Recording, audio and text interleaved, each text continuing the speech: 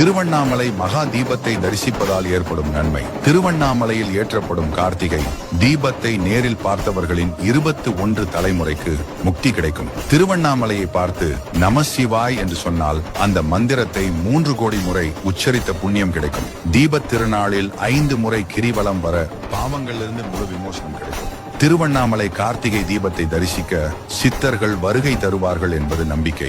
அப்படி வரும் சித்தர்கள் மலை உச்சியில் தீபம் ஏற்றும் கொப்பரை நெய்யில் சக்தி வாய்ந்த மூலிகை தைலத்தை சேர்த்து விடுவதாக சொல்கிறார்கள். மலை உச்சியில் தீபம் ஏற்ற பயன்படுத்தப்படும் கொப்பரை 2000 லிட்டர் நெய் பிடிக்கும். திருவண்ணாமலை தீப ஒளி சுமார் 20 கிலோமீட்டர் தொலைவுக்கு தெரியும். இது 11 நாட்கள் தொடர்ந்து எரியும். சிவபெருமான் கார்த்திகை தீப நாளில் அக்னியில் நடனம் ஆடுவதாக ஐதீகம். அதனால் இந்த நடனத்தை முக்தி நடனம் என்பர்.